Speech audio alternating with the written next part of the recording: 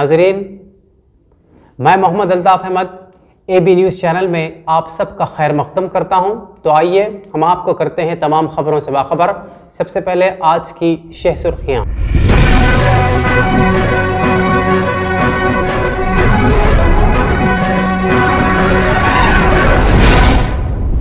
وزیر برائے civil supplies گنگولا Kamalakar کی اطلاع کے مطابق تاحال 5447 کروڑ روپے کسانوں کے کھاتے میں منتقل کر دیے گئے۔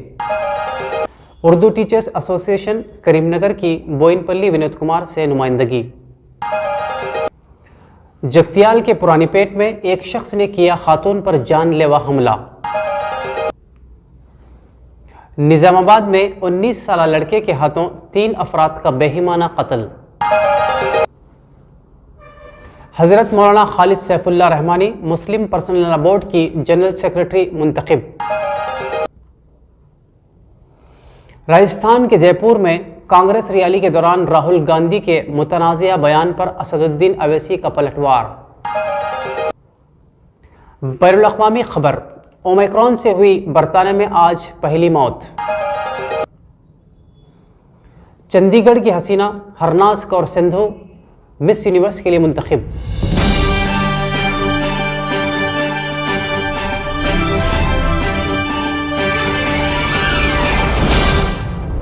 ناظرین، اس سے پہلے کہ ہم آپ کو تمام خبروں سے باخبر کریں، ہم امید کرتے ہیں کہ آپ کو ہمارا انداز پسند آیا ہوگا۔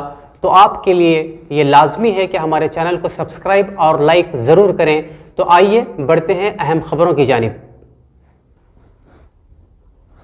وزیر برائے سول سپلائز کریم نگر گنگولا کملاکر کی اطلاع کے بموجب اس سال دھان کی خریداری میں 30% اضافہ کیا گیا۔ انہوں نے مزید کہا کہ دھان کے ایسے کاشتکار جن کا نام OPMSO میں شامل ہے، فی الفور رقم کی ادائیگی بھی انجام دی جا رہی ہے۔ تاحال 5443 کروڑ روپیوں کا کسانوں کے کھاتے میں منتقل کر دیے گئے ہیں۔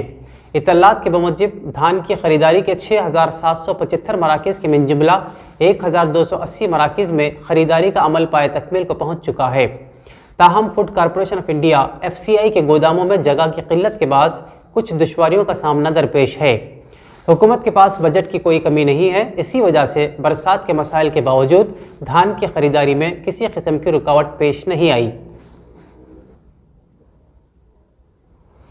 اردو ٹیچرز ایسوسی ایشن کریم نگر کا ایک وفد جناب سید غلام احمد حسین، صدر آل انڈیا مجلس اتحاد المسلمین کریم نگر، سینئر TRS پارٹی قائد سمیع اللہ خان ذاکر جمی کنٹا اور جناب سرور شاہ بیابانی کی قیادت میں اردو مدارس کے مسائل، جن میں اسکول اسسٹنٹ انگلش کی سینئرٹی لسٹ اردو میڈیم اور تیلگو میڈیم کے علیحدہ تیاری کا مطالبہ کیا گیا۔ علاوہ ودیا والنٹیرز کی 2 ماہ کی مشاہرہ کی بقایا جات کی اجرائی کے لیے نمائندگی کی گئی۔ بعد ازاں جناب B Vinod Kumar vice chairman Telangana state planning board commission نے بغور مطالعے کے معاً بعد commissioner and director school of education DS دیوسینا سے فون پر رابطہ کیا، جس پر انہوں نے مسائل کو حل کرنے کا تیقن بھی دیا۔ اس وفد میں عبد المعیز، محمد سعید، حافظ سید مطہر الدین کے علاوہ حافظ عبد المجید اشتیاق بھی موجود تھے۔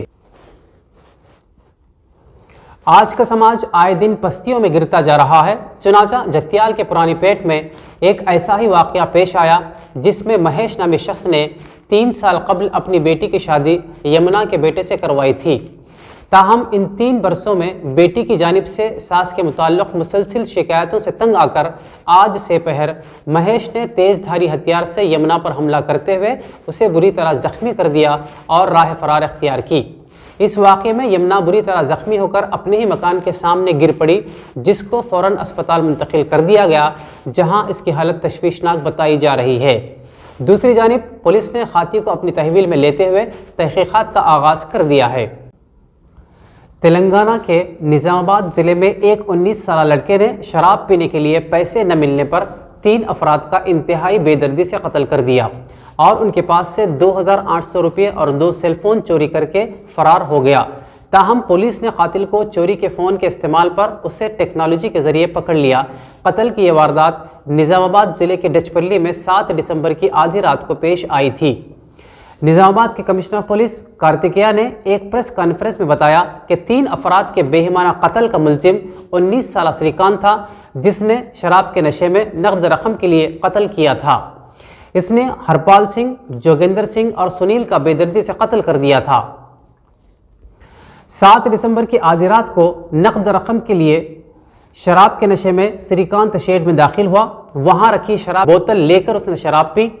اس کے بعد ہرپال سنگھ اور جوگیندر سنگھ پر ہتھوڑے سے حملہ کر کے ان دونوں کو ہلاک کر دیا۔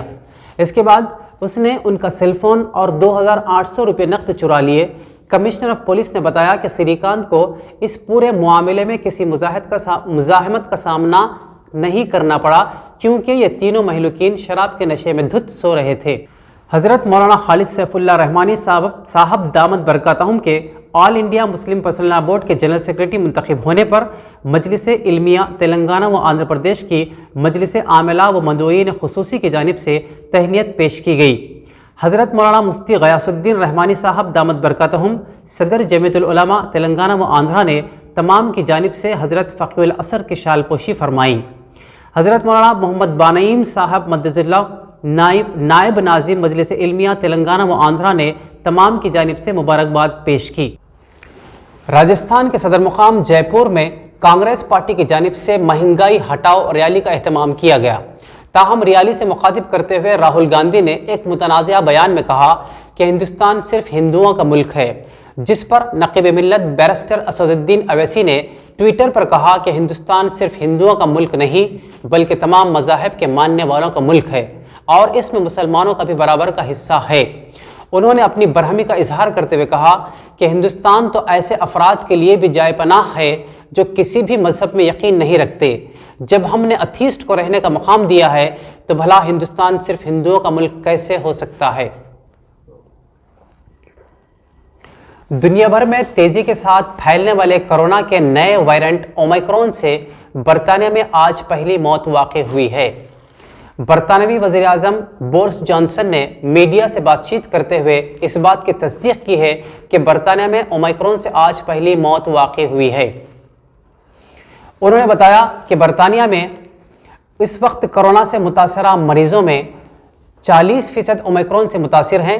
واضح ہے کہ ورلڈ ہیلتھ آرگنائزیشن عالمی ادارہ صحت نے کہا ہے کہ دنیا کے 63 ممالک میں اومیکرون تیزی سے پھیل چکا ہے۔ برطانیہ میں اومیکرون کے تیزی سے پھیلاوے کو دیکھتے ہوئے کورونا کے بوسٹر ڈوز کی تقسیم کا پروگرام شروع کیا گیا ہے۔ صرف اتوار کو برطانیہ میں 1239 اومیکرون کیسز سامنے آئے ہیں۔ برطانیہ میں اومیکرون کے 3100 سے زیادہ کیسز ہو چکے ہیں۔ اومیکرون کا پہلا کیس 27 نومبر کو برطانیہ میں سامنے آیا تھا۔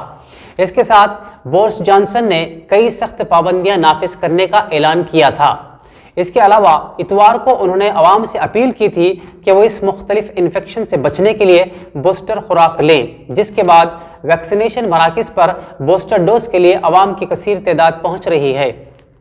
اسرائیل میں منعقدہ مس یونیورس کے مقابلے میں چندی گڑھ کی 21 سالہ دوشیزہ ہرناز کور سندھو کو مس یونیورس کے خطاب سے نوازا گیا۔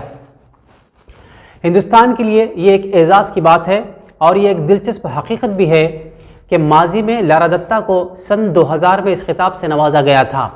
آج ٹھیک 21 سال بعد پھر سے یہ اعزاز ہندوستان کو حاصل ہوا ہے۔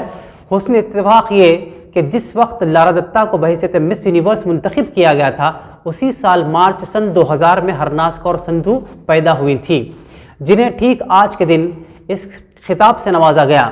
واضح ہے کہ مس یونیورس کے اس مقابلے میں دنیا بھر کے 79 ممالک سے حسیناؤں نے حصہ لیا، جن کے من جملہ چندی گڑھ کی ہرناز کور سندھو کو مس یونیورس کی حیثیت سے منتخب کر لیا گیا۔